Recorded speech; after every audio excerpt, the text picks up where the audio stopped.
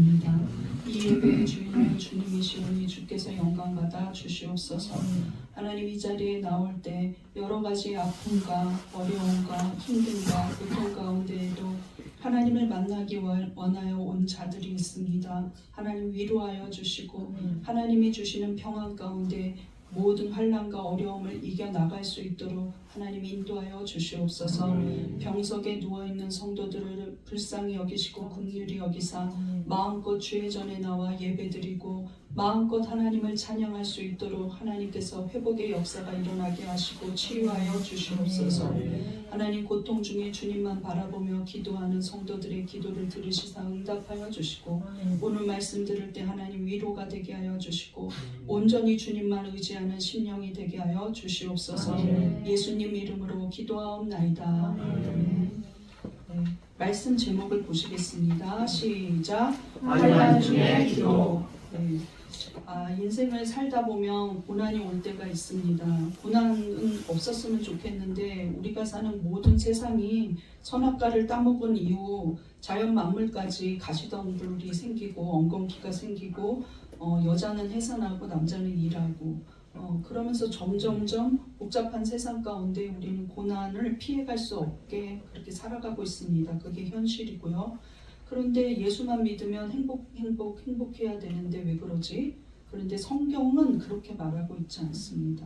때로는 우리 성도들도 어려움과 시험에 빠질 수도 있고 아플 수도 있고 그 다음에 너무 돈 때문에 압박감을 느끼면서 고통스러울 수도 있고 마음 아파서 상처받고 우울하고 힘들 수도 있다는 거예요. 환난은 있다는 겁니다. 그런데 제가 지금까지 저도 그렇고 성도들을 가만히 생각해 보면 극심한 환난 가운데 있을 때 그 사람의 기도가 달라지는 걸 제가 곁에서 들으면서 느낀 적이 많습니다. 저 사람이 그냥 중얼중얼하고 말았는데 극심한 환난이 오니까 그 사람이 간절히 기도하고 부르짖는 것을 볼 때 저 사람 정말 여기서 믿음의 위력이 발산되는구나 하는 생각을 할 때도 많고 저 자신도 평안하면 덜 기도하는 것을 많이 느껴요. 역시 나는 인간이구나, 약하다, 이런 마음이 많이 듭니다. 그렇게 회개할 줄을 몰랐었는데 그저 한순간에 마음이 애통함으로 변하면서 진실된 회개를 하고 그냥 어영부영 남의 기도를 했었는데 더 간절히 간구할 수 있게 됩니다. 기도 안 하던 사람이 기도하기 시작하는 게 어떤 면에서는 환난이에요. 환난의 문은 들어가기 싫지만 막상 들어가면 그 안에 영적인 위력이 있다는 것입니다. 지금 바울이 우리가 고린도 후서가 본문인데요. 그 고린도 후서 중에서도 아주 서론에 해당하는 1장이 본문입니다. 그런데 바울이 AD 60년경 고린도 교회에 편지를 쓰면서 자기 자신이 지금 너무나 극심한 환난을 당하고 있다고 말해요. 얼마나 극심한 환난인지 아시아라고 말하는 게 지금의 아시아가 아니라 터키 지역을 말하는데 아시아에서 당한 환난이 너무나 커서 자세히 말도 할 수 없을 정도로 힘든지 힘에 겹도록 심한 고난이라서 내가 살아야 할까? 나 왜 사냐? 이 생각이 들 정도로 소망이 없어졌다는 거예요. 나 더 살아야겠다는 소망을 잃어버렸다는 거예요. 바울 같은 믿음이 이런 얘기를 할 정도면 엄청난 고난입니다. 한번 보겠습니다. 본문 8절 시작. 형제들아, 우리가 아시아에서 당한 고난을 너희가 모르기를 원하지 아니하노니 힘에 겹도록 심한 고난을 당하여 살 소망까지 끊어지고. 그런데 뒷부분의 10절에 보면 큰 사망의 경험을 했다고 말을 하고 있어요. 엄청난 핍박과 환난을 당한 것이 분명합니다. 그리고 그 환난 가운데 있을 때 이 글을 쓰는 거예요. 그런데 위대한 선교사, 역사상 가장 위대한 선교사라고 생각해요. 바울이. 바울 이후에도 바울 전에도 이만한 선교사는 나오지 않았고 이만한 사도가 없습니다. 그런데 바울이 이 환난 중에 어떻게 기도했을까요? 그가 환난 중에 하는 기도의 고백이 그리고 고린도 교회에 보내는 편지가 바로 오늘의 본문입니다. 우리는 이 본문을 살펴보면서 환난 중에서 기도로 승리하는 성도 되기를 간절히 바랍니다. 환난 중의 기도 1번 시작. 위로와 자비의 하나님을 믿고 기도합니다. 하나님이 내 기도 들어주겠어? 하나님은 나를 싫어해서 하나님이 나를 이제 버렸구나. 나는 가치 없는 사람이야. 난 소망이 없다 이러지 않았다는 거예요. 하나님은 큰 사망 가운데 이전에도 나를 건지셨으니 우리가 알기 때문에 사도행전 곳곳에 얼마나 바울이 죽을 고비를 많이 넘겼습니까? 사람들이 골목에 저 사람이 죽었다 하고 생각하고 버려둔 적도 있었어요. 너무나 많은 혹독한 고문을 당해서 일어설 수 없는 경우도 많았었다는 것이죠. 그런데 그 큰 사망에서 하나님은 매번 바울을 건지셨습니다. 그런데 그 경험을 통해서 바울은 또 건지고 앞으로도 건지실 거라고 믿었다는 거예요. 본문의 마지막인 10절을 보겠습니다. 시작. 그가 이같이 큰 사망에서 우리를 건지셨고 또 건지실 것이며 이후에도 건지시기를 그에게 바라노라. 그라는 건 하나님이에요. 하나님이 반드시 나를 건지셨으니 앞으로도 건지고 장차도 건지실 거다. 환난 와라. 나는 또 건짐받고 또 건짐받고 또 건짐받을 거다 하고 확신했다는 거예요. 그런 체험에서 나오는 것이죠. 여러분도 건지실 줄 믿습니다. 우리가 환난하면 구약에서는 다윗만한 사람이 없어요. 야, 정말 고통스러웠겠다 하는 생각이 너무나 많이 들죠. 그의 인생은 거의 절반이 전쟁이었습니다. 그런데 계속 쫓겨다녔어요. 생명의 위협을 당하면서. 그 중에서도 가장 자기를 괴롭히는 사람이 자기의 장인 사울이었습니다. 그런데 그 사울에게 피해서 도망 다닐 때 다윗은 이런 말을 해요. 나는 사망 속에 있을지라도 두려워하지 않는다. 시편 23편 4절 보겠습니다. 시작. 내가 사망의 음침하고 자비로 다닐지라도 해를 두려워하지 않을 것은 주께서 나와 함께 하시니라. 내가 그 피해를 두려워하지 않는 이유는 무엇이냐? 내가 어떤 피해를 당할까? 칼에 찔릴까? 누가 나를 갑자기 암살할까? 이런 걱정이 있어도 온 사방이 적군이에요. 원수가 가득하고 그리고 조롱하고 그럴지라도 나는 그 피해가 두렵지 않다는 거예요. 근데 왜 안 두렵냐? 하나님이 나와 함께 하신다는 걸 확신하고 있었기 때문입니다. 다윗은 어릴 때부터 위대한 장군 골리앗을 물리쳤어요. 그러니 다윗은 모든 경험을 통해서 하나님 나와 함께 하신다. 하나님 나와 함께 하신다.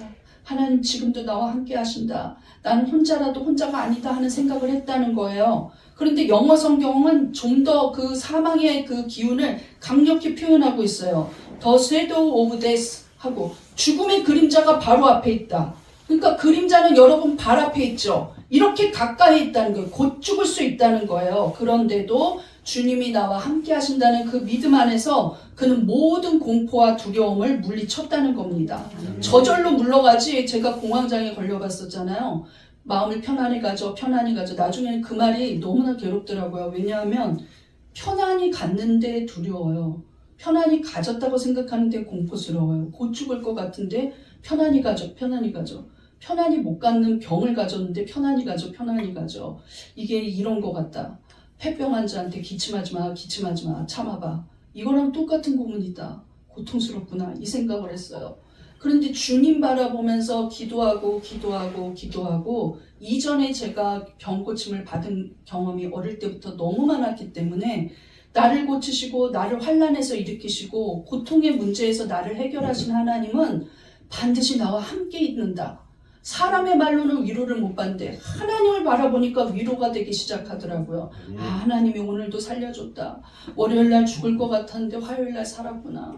월요일날은 막 15번이나 죽을까 말까 생각했는데 오늘은 덜했구나. 이러면서 하루하루 그냥 하루하루 견뎌내니까 그 고통이 어느새 슥 사라졌습니다. 하나님은 여러분과 함께 하십니다. 믿습니까? 1000명의 친구가 나를 위로한다 할지라도 하나님이 내 속에 없으면 불안한 거예요. 고통스럽고 죽고 싶은 거예요. 얼마나 많고 얼마나 많은 예쁜 여자들이 죽어갑니까? 얼마나 지혜로운 청년들이 죽어갑니까? 얼마나 젊은 많은 사람들이 죽어갑니까? 자기 스스로 죽어요. 왜? 불안과 괴로움과 외로움 때문이에요. 고통 때문이에요. 억울함 때문이에요.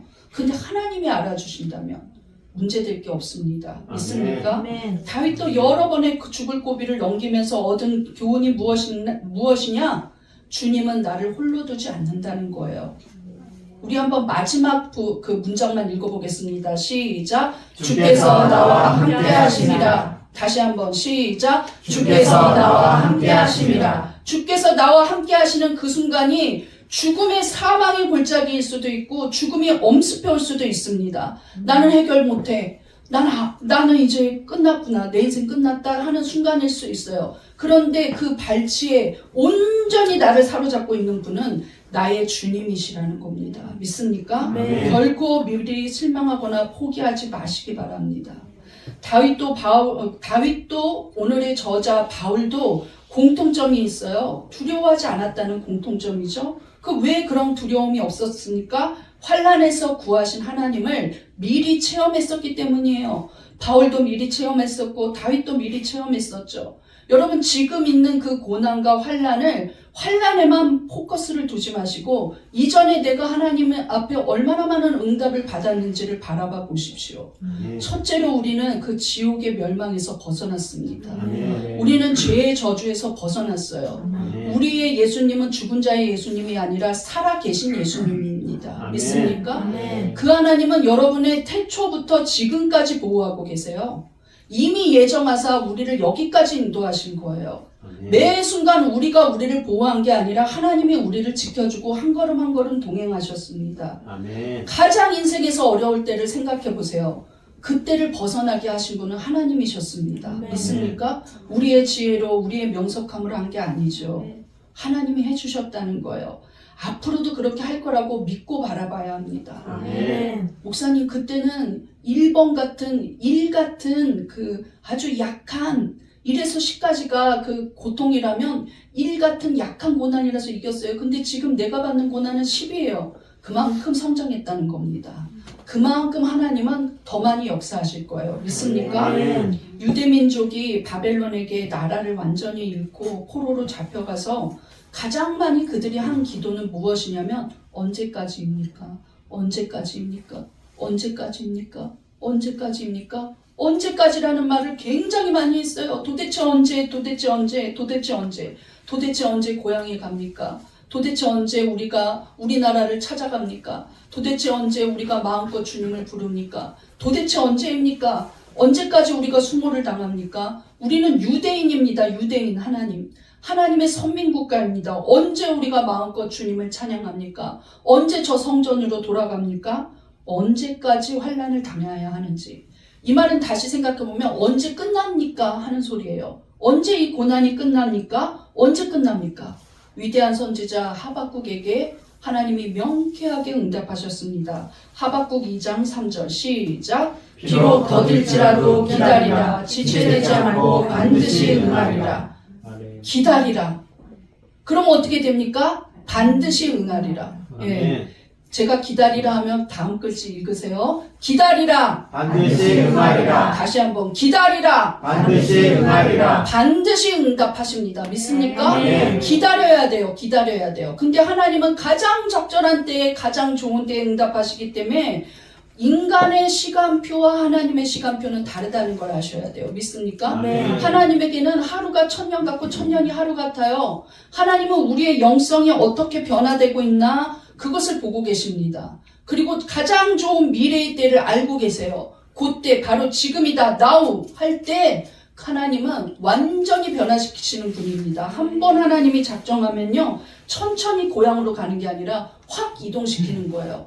우리의 인생이 한 번 하나님이 작정하면요. 들어쓰시기 시작하면 놀랍게 순식간에 그 일은 응답됩니다. 믿습니까? 시편 56편 8절 보겠습니다. 시작. 나의 유리함을 주께서 계수하셨사오니 나의 눈물을 주의 병에 담으소서. 자, 이 시편 56편은요. 다시 다윗의 얘기로 들어가는데 다윗이 사울에게 너무 쫓겨다닐 때 힘들어서 고백한 글이에요. 시고. 그런데 여기서 보면 유리한다고 그랬어요. 이게 노드라는 히브리어인데 방황하다, 망명하다 이런 뜻이에요. 그러니까 사울에게 쫓기는 그 마음을 방황하면서 갈 곳 없이 돌아다니고 있는 다윗의 힘든 상황을 이야기하고 있어요. 또 하나님이 이것을 계수하셨다고 했는데 이것은 히브리어로 사파르입니다. 사파르는 수를 세다, 자세히 살피다 이렇게 말하고 있어요. 그러면 다윗이 이렇게 방황하면서 정말 사울을 피해서 적군을 피해서 이리저리 골짜기마다 다니고 굴마다 들어가면서 잠잘 곳 하나 없어서 도망다니고 언제 생명의 위협을 받을지 모르면서 평안히 못 자고 그렇게 사는데 하나님은 그러면 가만히 지켜보고만 계셨냐? 기다려 다윗아, 기다려 다윗아 이러고 가만히 멀리 계셨냐? 아니라는 거예요. 자세히 살폈다는 거예요. 다윗이 쉬는 한숨의 소리를 자세히 들었다는 것이죠. 다윗이 흘리는 눈물을 하나하나 세서 하나님의 병에 담고 계셨다고 이렇게 표현하고 있습니다. 하나님은 과연 그런 하나님입니다. 아멘. 계시록에 보면 성도들이 기도가 향기가 되어 하나님 앞에 올라가요. 절대로 성도의 기도는 하나님 앞에 외면당하지 않습니다. 믿습니까? 아멘. 절박한 가운데 기도할 때 하나님이 너 옛날에는 이렇게 기도 안 했잖아, 쌤통이다 이러지 않는다는 거예요. 인간의 생각과 인간의 측량으로 하나님을 헤아릴 수 없습니다. 하나님은 온전히 완벽한 사랑 자체이세요. 긍휼 자체이고 하나님은 공의 자체입니다. 하나님은 거룩 자체예요. 그 하나님이 우리를 환난 가운데 있는 것을 가만히만 두고 보지 않는다는 거예요. 왜? 하나님의 자녀이기 때문입니다. 믿습니까? 아멘. 제가 아이 둘을 낳아서 길러보는데요. 남자애들이랑 여자애랑 달라요. 엄마가 붙잡는 걸 싫어한단 말이죠. 조금씩 걸을 수 있게 되면 손을 착 뿌리쳐요. 내가 이렇게 잡아도 손을 착 뿌리쳐요. 그러면 내가 둘째 때는 올 것이 왔구나 이렇게 생각했어요. 첫째 때는 왜 손을 뿌리치지 몰랐어요. 근데 나한테 이제 말을 잘 못하니까 밀어내요. 그래서 왜 밀지? 이러면 지 혼자 걷겠다는 거예요. 네, 지 혼자. 여자애들은 잘 안 그러는데 여자애들은 엄마 손을 더 푹 잡죠. 그런데 남자애들은 나 혼자 걷겠다는 거예요. 건들지 말라는 거예요. 그러면 제가 멀리 이렇게 떨어져 줍니다. 떨어져 주고 애가 앞으로 가게 해요. 그런데 나도 모르겠다 하고 팔짱을 끼고 멀리 나는 반대쪽으로 가겠습니까? 안 그렇죠. 뒤따라가죠. 바로 뒤따라갑니다. 그런데 아이는 자기 혼자 잘 갈 수 있다고 생각하지만 이제 걸음마를 떼기 때문에 바로 넘어져요. 넘어질 때 제가 허리를 꽉 끌어안고 넘어지지 않도록 바로 세워줍니다. 그런데 아이는 고마워하지 않죠. 그냥 다시 떼라는 거예요. 혼자 걸어가겠다는 거죠. 아들은 그렇게 잘하더라고요. 어느새 성장해서 달려가기도 하고. 근데 여러분 그 모습을 볼 때 얘가 넘어지다가 이젠 잘 걷는구나. 키가 커졌구나. 너무나 그 작은 순간순간이 감동이고 고맙습니다.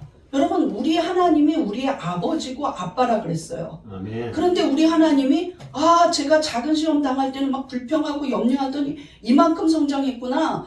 제가 이렇게 성장하고 있구나. 그 환난 가운데 하나님은 바로 여러분이 그냥 눈치채지 못하게 지금은 조용한 것 같고 홀로 두는 것 같지만 바로 뒤에 계십니다. 믿습니까? 오늘 제가 찬양을 들으면서 어쩌면 오늘 설교를 알려주지도 않았는데 이렇게 공통될 수가 있을까? 역시 영적으로 통하는구나. 참 감사한 예배다. 이런 생각을 했어요. 제가 위로를 받고. 마침내 하나님은 그냥 다윗을 그냥 두시지 아니하시고 이스라엘의 왕으로 세우셔서 왕궁에 입성시켜 주셨다는 것이죠. 아멘. 그의 모든 가는 곳마다 군대가 자기를 도와주고 다윗에게 함께 있는 많은 군사들이 있었다는 거예요. 믿습니까? 아멘. 하나님은 자비의 하나님이고 위로의 하나님이라고 환난 가운데 나는 정말 죽을 고비를 넘기고 있다는 바울이 하나님은 어떤 하나님이냐? 자기가 느끼는 하나님의 정체성을 고백할 때 하나님은 예수 그리스도의 하나님이시다. 그 하나님은 자비의 하나님이시고 그 하나님은 모든 위로의 하나님이시라고 고백해요. 우리 한번 읽으면서 고백해 보겠습니다. 3절 시작. 찬송하리로다. 그는 우리 주 예수 그리스도의 하나님이시요 자비의 하나님이시요 모든 위로의 하나님이시며. 여러분 모든 위로의 하나님이십니다. 아멘. 공부 안 되는 거 하나님 위로의 하나님이십니다. 앞길이 취업이 염려되는 거 위로의 하나님이세요. 자녀가 상처받게 하는 거 위로의 하나님이세요. 부모 때문에 고통당하는 거 위로의 하나님이세요. 돈이 없어 염려하는 거 위로의 하나님이시라는 거예요. 질병이 있어 고통 가운데 있는 거 위로의 하나님이십니다. 가정 전체의 위로의 하나님이시고 교회 전체의 위로의 하나님이십니다. 위로하시는 하나님이시라는 거예요. 믿습니까? 네. 예수님이 여리고성을 지나갈 때 이미 너무 스타가 됐어요. 가는 곳마다 기적을 일으키는 걸 알고 있어요. 그런데 아무도 자기를 들여다보지 않는 한 거지 디메오의 아들 바디메오가 있었습니다. 그런데 그 바디메오는 아무도 돌아보지 않는 사람이에요. 근데 사람들이 수군거리는 소리를 들어요. 야, 예수님이 왔다, 예수님이 왔다. 여기 여리고성에 왔다. 야, 저기 온다, 저기 온다. 이런 인파가 너무 밀려서 예수님이 몰려가고 있어요. 그런데 이 바디메오는 앞이 안 보이니까 예수님께 가까이 갈 수가 없고 도대체 적이라는 건 어디만큼인지도 알 수 없었겠죠. 자기가 할 수 있는 일은 부르는 것뿐이에요. 큰 소리로 부릅니다. 다윗의 자손 예수여, 나를 불쌍히 여기소서. 나 좀 불쌍히 여겨줘 달라고 말을 했어요. 자기 자신이 자기 연민에 빠지기도 했고 이제 정말 자기는 누가 봐도 불쌍한 자예요. 거지, 돈도 없고요. 앞에 미래도 없습니다. 눈은 볼 수가 없어요. 내가 어떻게 하면 좋을까? 예수님 만나는 이 순간에 나는 예수님 붙잡아야 된다는 그런 절박함밖에 남아있지 않습니다. 소망 없어요. 그런데 많은 사람들이 군중이 모여서 조용히 해라, 조용히 하라고 금지시켰다고 성경은 말하고 있어요. 조용히 이렇게 말했다는 거예요. 그럼 여러분 같으면 조용히 하시겠습니까? 아, 조용히 해야지. 질서를 지켜야 돼. 아니죠. 이기에밖에 없는 거예요. 예수님이 내 앞에 오지 않는 한 나는 예수님께 갈 길이 없어요. 그래서 더 크게 부르짖었다고 그랬어요. 더 크게. 다윗의 자손 예수여, 나를 불쌍히 여기소서. 더 크게 부르짖었습니다. 그때 예수님이 들었어요. 가까이 왔습니다. 바디메오도 느껴요. 그 예수님이 묻습니다. 내가 너에게 무엇을 해주기를 원하느냐? 주여, 보기를 원합니다. 그때 예수님이 가라 이제. 네 인생 살아라. 이제 너는 보인다 하고 말했어요. 그런데 그 원인이 무엇이냐? 믿음이라는 거예요. 마가복음 10장 52절입니다. 시작. 예수께서 이르시되 가라, 내 믿음이 너를 구원하였느니라 하시니 그가 곧 보게 되어 예수를 길에서 따르니라. 나 같아도 따라갈 거예요. 집에 왜 갑니까? 예수님은 가라 그랬어요. 그러나 이 사람은 갈 수 없어요. 나의 소망의 예수님, 내 눈을 뜨게 해준 예수님, 나를 치료하신 예수님, 많은 군중 속에 있어도 내 목소리를 듣고 내 절박한 간구를 받으신 예수님, 그 예수님을 따라가야죠. 당연히 따라가야 합니다. 여러분이 그렇게 따르고 있다는 거예요. 바디메오처럼 눈을 못 보다가 떤 사람만 그거를 하는 게 아니라 우리는 지옥에서 건진 받았기 때문에 당연히 따라갑니다. 아멘. 가라 그래도 이제 예수님 안 가요. 난 갈 수 없어요. 버리라 그래도 우리는 안 버릴 거예요. 믿습니까? 네. 그것이 믿음이라는 거예요. 어떤 환난 속에서도 예수님 나를 버리지 않는다. 그 믿음의 확신을 갖고 기도하라는 것이죠. 하나님은 반드시 위로의 하나님이고 하나님은 역전의 하나님이며 하나님은 나를 홀로 두지 않는 하나님이다. 믿고 기도하시기 바랍니다. 아멘. 바울이 믿었던 그 상황은 우리보다 훨씬 절박했어요. 그러나 바울은 믿고 하나님을 찬양했다는 거예요. 찬송하리로다. 그는 예수 그리스도의 하나님이시고 자비의 하나님이시고 위로의 하나님이시다 하고 찬양했다는 것이죠. 너무나 공감돼요. 고통 가운데 있을 때 나는 주님 앞에 와서 찬양합니다. 돈이 없을 때 찬송 드려요. 찬송은 돈 없어도 할 수 있잖아요. 당신이 이제 이 병을 못 고칠 것 같아요. 이렇게 사십시오 할 때 그때마다 주님 앞에 눈물로 찬양했어요. 근데 하나님은 그걸 그냥 그래 계속 아파라 하지 않더라고요. 나는 내 질병을 거의 포기했는데 하나님은 그냥 고쳐주실 때가 많았다는 것이죠. 아멘. 나는 이렇게 가난하고 수치스럽게 살아야 되나? 누구한테 돈 빌리러 가야 되나? 하나님 목사가 돈 빌리러 갈까요? 이럴 때 하나님은 채워주셨다는 겁니다. 아멘. 여러분의 인생도 똑같이 사랑하십니다. 김가리 목사는 목사니까 사랑하는 게 아니라 여러분을 너무 귀하게 여기셔서 여기 있어요. 아멘. 여기 인생까지 올 때에는 하나님이 매 순간 함께 하셨다는 거예요. 믿습니까? 아멘. 우리 한번 고백해 보겠습니다. 자비의 하나님, 자비의 하나님, 나의 하나님이십니다. 나의 하나님이시다. 위로의 하나님, 위로의 하나님, 나의 하나님이십니다. 나의 하나님이시다. 믿습니까? 아멘. 여러분의 하나님입니다. 믿습니까? 아멘. 두 번째 환난 중의 기도 2번 시작. 환난을 통해 더 크게 쓰임 받을 것을 기도합니다. 우리가 오늘 본문 고린도후서를 쓴 배경을 보면요. 정말 가슴 아플 정도로 바울이 외로울 것 같아요. 왜냐하면 고린도는 그리스의 그 남부에 있는 항구입니다. 그런데 바울이 거기까지 갈 때는 엄청난 어려움 중에 고비고비를 넘기면서 그리스에 도착해요. 그 그리스 항구에 도착했을 때 상업과 무역이 번창하고 그 번창한 곳마다 무슨 일이 있냐면 종교적 다원주의가 있고 혼합주의가 있어요. 왜냐하면 온갖 상인들이, 온갖 나라의 상인들이 그 항구를 통해서 물건을 가져가기도 하고 팔기도 하고 사기도 하기 때문에 온갖 종교가 다 있는 거예요. 사람들이 가는 곳마다 종교가 다 막 복잡하게 있어요. 다 신은 하나다 하면서 혼합하고 다원주의로 있다는 것이죠. 그런데 바울이 2차 전도 여행 때 이 항구 도시 고린도에 도착해서 교회를 세웁니다. 한 사람 한 사람 힘들게 전도했겠죠. 그리고 전도를 시킬 때마다 종교를 회심시켜야 했어요. 예. 그런데 그런 일을 하면서 1년 반을 그들과 함께 날마다 모여서 기도하고 말씀 보면서 목회를 했다는 거예요. 고린도 교회 초대 목회자는 바울입니다. 1년 반을 거기서 같이 있었어요. 그런데 이제 바울이 그곳을 떠나 전도 여행을 떠났을 때 바울의 3차 전도 여행이 끝나갈 무렵에 소식을 듣습니다. 고린도 교회 성도들이 어려움을 당하고 이런저런 어려움들이 굉장히 많다고 하면서 교리적 질문들도 많이 해요. 그래서 바울은 그 교리적 질문마다 다 대답을 해준 것을 편지로 보냅니다. 그게 바로 고린도 전서예요. 그런데 고린도 전서를 전해준 사람이 다시 와서 하는 말이 이게 문제가 아니라는 거예요. 아, 뭐가 문제냐? 성도들이 당신을 믿지 않는다는 거예요. 아, 왜 안 믿어? 사도가 아니라고 말한다는 것이죠. 왜 사도가 아니야? 내가 누구보다도 사도의 일을 감당하고 있는데 난 사도 중에 사도다. 그렇지 않다는 거예요.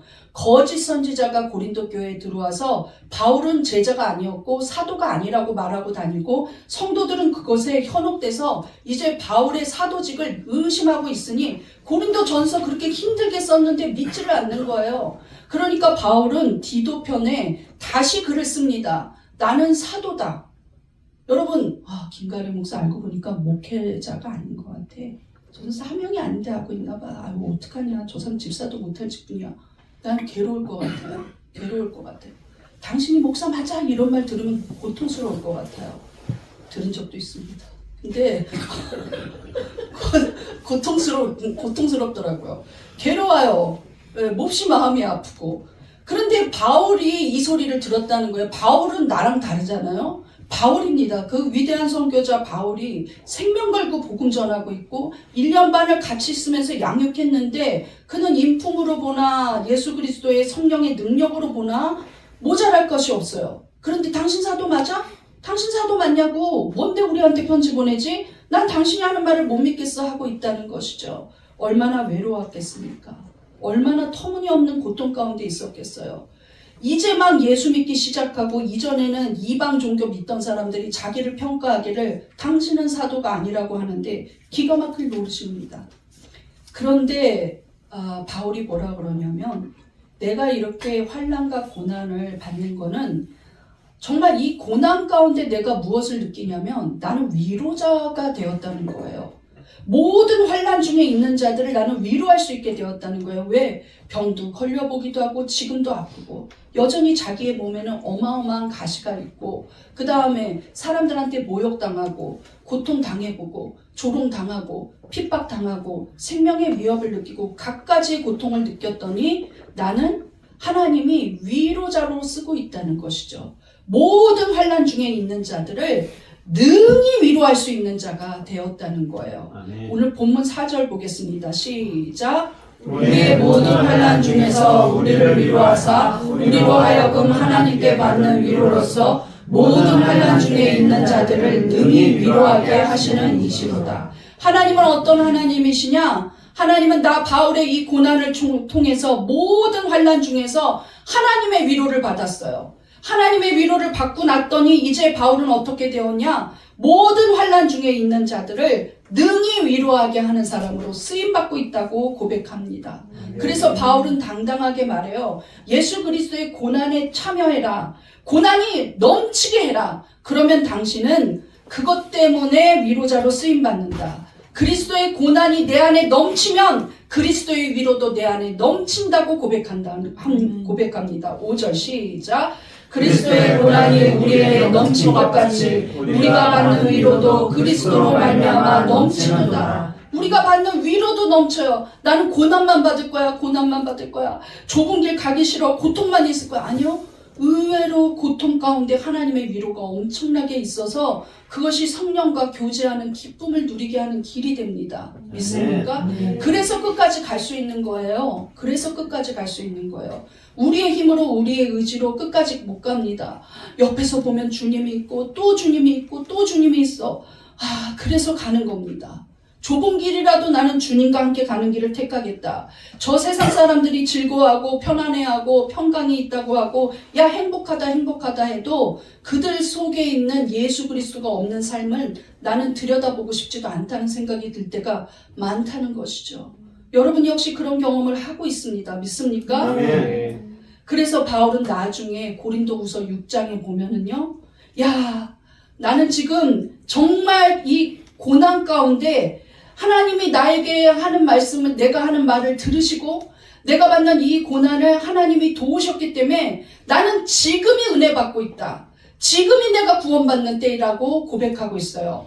고린도후서 6장 2절입니다. 시작. 내가 은혜 베풀 때 너에게 듣고 구원의 날을 너를 도왔다 하셨으니 보라 지금은 은혜 받을 만한 때요. 보라 지금은 구원의 날이로다. 하나님은 바울이 가장 환난 가운데 있을 때 어떻게 하셨습니까? 너에게 듣고 너를 도왔다고 말씀하셨어요. 다시 한번 여러분을 생각하면서 빨간 글씨만 읽어보세요. 시작. 너에게 듣고 너를 도왔다. 하나님이 응답하셨습니다. 여러분에게. 나는 너가 기도하는 거 들었다. 네가 힘들어하는 거 들었다. 그리고 난 가만히 있지 않고 도왔다 하고 말씀하시는 거예요. 그럴 때 우리는 반응합니다. 야 지금 이 환난 가운데 있는 지금 이 큰 고통 가운데 있는 이 시간이 은혜 받는 시간이다. 이 시간이 구원의 날이다 하고 고백했다는 거예요. 여러분 그런 고백까지 가시기를 바랍니다. 하나님 지금 내가 가장 힘든데 하나님이 내 목소리를 들으셨고 내가 가장 힘들 때 하나님이 나의 기도를 들으셨고 내가 가장 고통 가운데 있을 때 하나님은 나를 돕고 계시니 난 지금 은혜 받습니다 하고 고백하셔야 돼요. 그것이 진정한 하나님과의 교제입니다.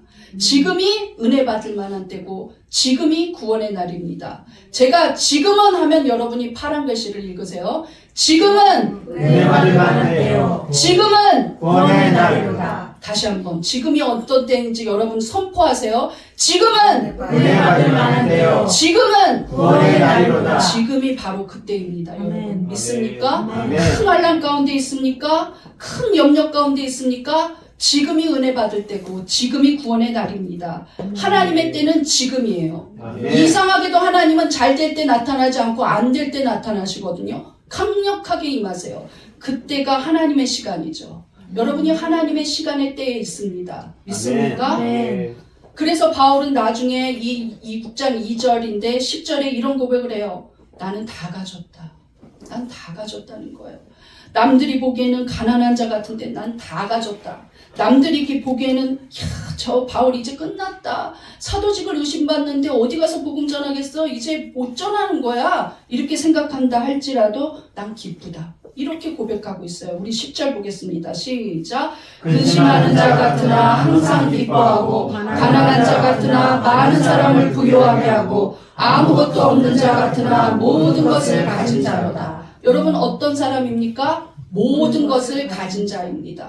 여러분 어떤 사람입니까? 모든 것을 가진 자입니다. 모든 것을 가졌습니다.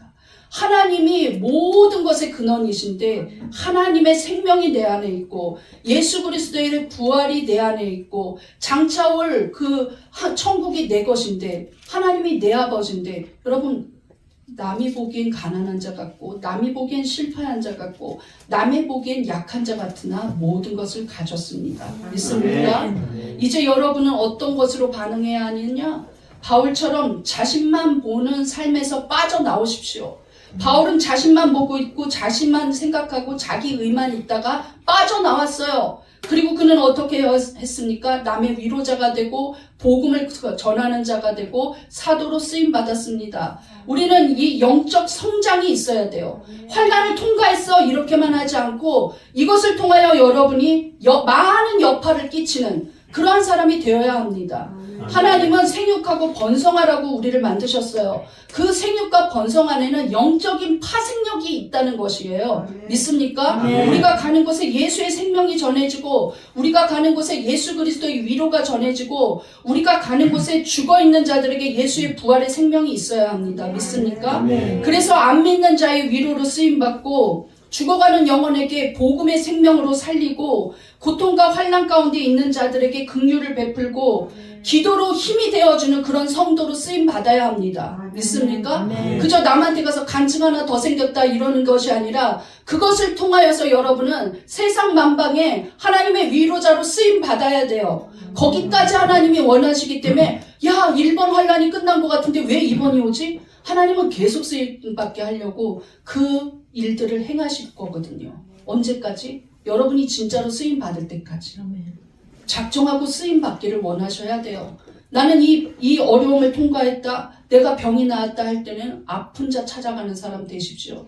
내가 돈이 없는데 하나님이 부욕해 했다. 나누어 주는 사람 되어야 돼요. 내가 홀로 있어 혼자만 기도하면서 울었다. 그러면 다른 사람을 중보하는 자로 쓰임 받으십시오. 나만 통과하는 것에서 멈추지 말고 여파를 끼치고 하나님의 파급력을, 생명의 파급력을 번지게 하는 그러한 성도 되시기를 저는 간절히 바랍니다. 우리 한번 고백해 보겠습니다. 환난을 통해 나는 예수의 생명을 전하겠습니다. 어려움을 통해 나는 복음의 생명자로 살겠습니다. 환난을 통해 여러분 위로하는 자로 쓰임 받으십시오. 더 성장할 줄로 믿습니다. 여러분 더 성장시키려고 하나님이 영양제 주는 게 환난이에요.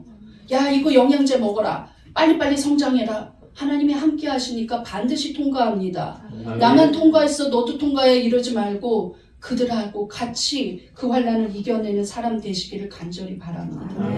마지막 세 번째 환난 중의 기도 3번 시작. 오직 하나님만 의지하며 기도합니다. 여러분 환난이 없을 때는 내가 잘나서 환난이 없다고 생각해요. 제가 사랑하는 어떤 언니가 있었는데 대학원 시절에 같이 다녔는데 머리가 아주 명석하고 천재 기질이 많아요. 천재라고 생각합니다.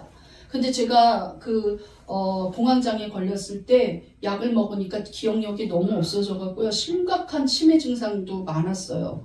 근데 너무 우울하고 고통스러웠죠. 그런데 저는 이전에는 그렇지 않았었거든요. 그 언니가 그 언니가 부러워서 제가 이랬어요. 언니 공부 잘하게 하시는 것도 하나님 은혜였어. 이렇게 말했거든요. 근데 그 언니는 늘 건강한단 말이죠. 그러니까 이렇게 말하더라고요. 야, 나도 힘든데 정신력으로 이기는 거야. 네, 근데 내가 야, 저렇게 말할 수 있구나.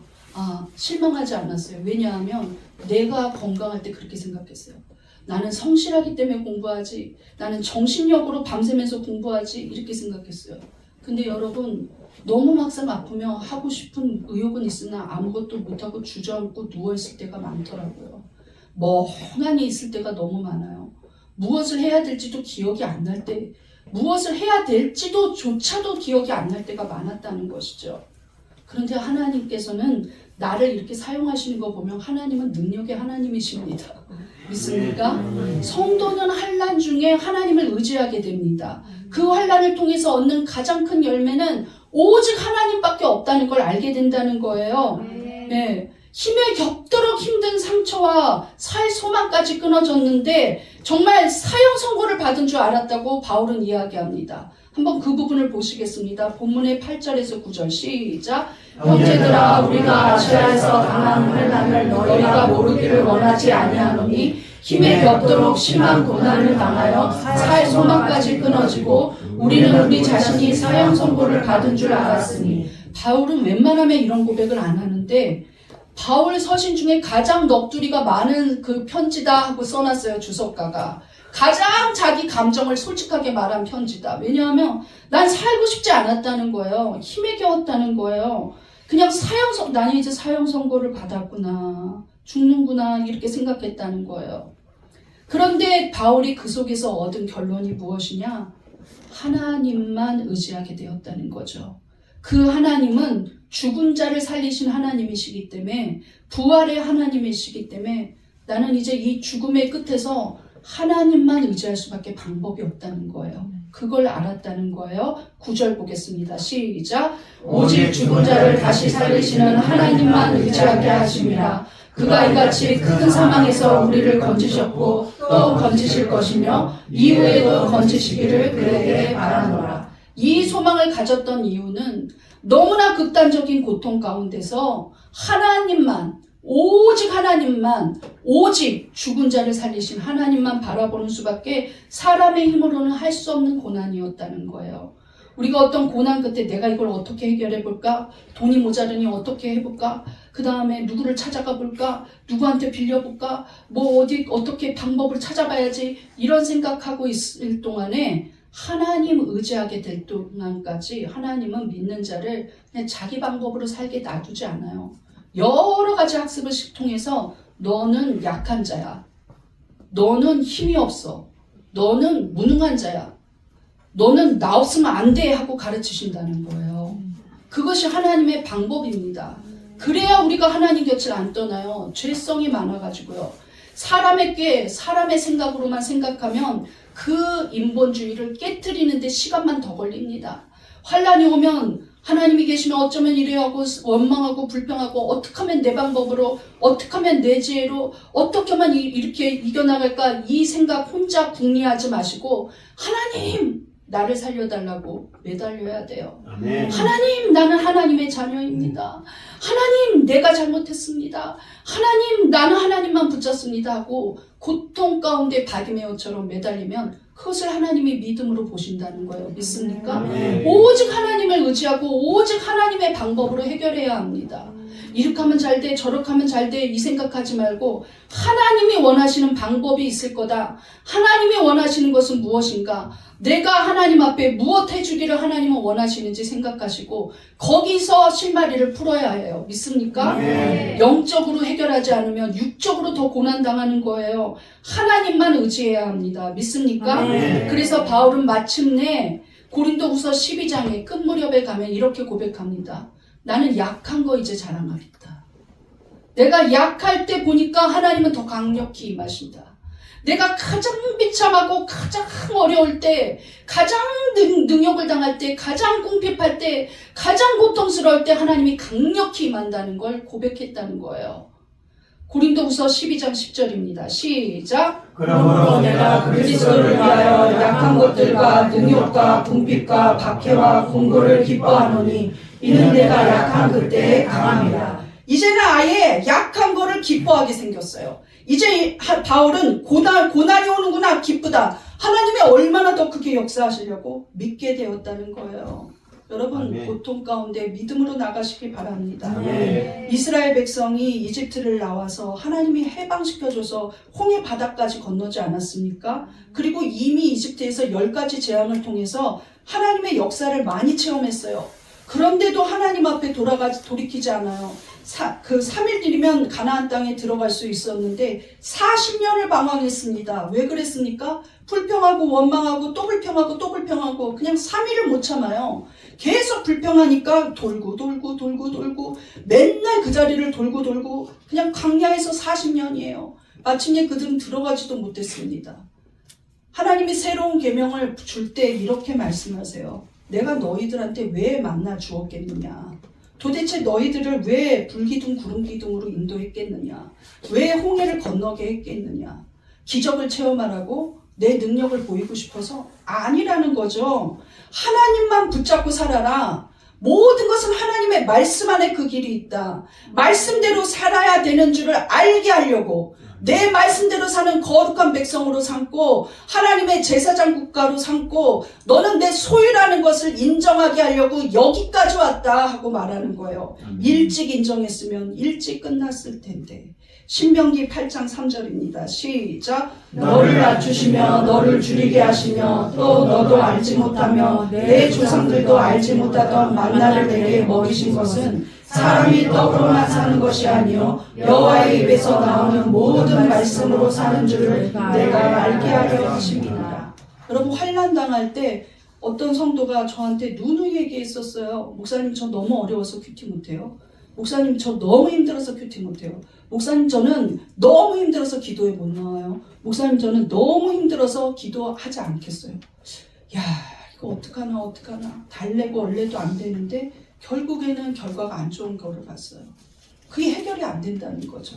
여전히 그 비참한 가운데 돌고 도는 인생을 광야 생활을 하고 있다는 거예요. 힘들수록 기도해야죠. 힘들수록 하나님 앞에 나와야죠. 아멘. 힘들수록 말씀이 무엇이라고 말하는지 알아야 합니다. 그래야 통과하고 하나님 영향을 끼치는 사람 됩니다. 믿습니까? 아멘. 우리가 환란이 올 때 인본주의대로 내 방법대로 내 뜻대로 이전대로 살면 그 환란 끝나지 않습니다. 하나님 앞에 돌이키고 하나님 앞에 모험을 걸고 인생을 걸어봐야 돼요. 나는 이제 완전히 버리겠다는 결단을 해야 합니다. 그때 하나님은 강하게 역사합니다. 믿습니까? 아멘. 우리 한번 고백해 보겠습니다. 내 방법대로 살지 않고 내 방법대로 살지 않고 세상 사람처럼 살지 않고 세상 사람처럼 살지 않고 나는 이제 오직 살아계신 하나님만 의지합니다. 하나님만 의지합니다. 그게 믿음입니다. 믿습니까? 아멘. 그러면 환란은 이미 저만큼 가 있을 겁니다. 믿습니까? 아멘. 마귀가 아무리 환란을 줘도 저 사람 더 성장하네? 아이고 안 되겠다 하고 도망간다는 거예요. 믿습니까? 아멘. 우리 결론을 보겠습니다. 환란 중에 기도는 어떻게 해야 합니까? 1. 위로와 자비의 하나님을 믿고 기도합니다. 2. 환란을 통해 더 크게 쓰임받을 것을 기도합니다. 3. 오직 하나님만 의지하며 기도합니다. 여러분 환란과 어려움 가운데 아픔 가운데 있으니까 하나님 앞에 더 신실하게 기도하고 반드시 크게 쓰임받는 날이 옵니다. 예, 이 환란은 지나가요. 믿습니까? 네. 우리 이 시간 기도하시는데 하나님 이 환란 가운데 믿음을 보이는 하나님 앞에 더 가까이 가는 오직 하나님만 바라보는 믿음 달라고 이 시간 기도하시겠습니다. 주여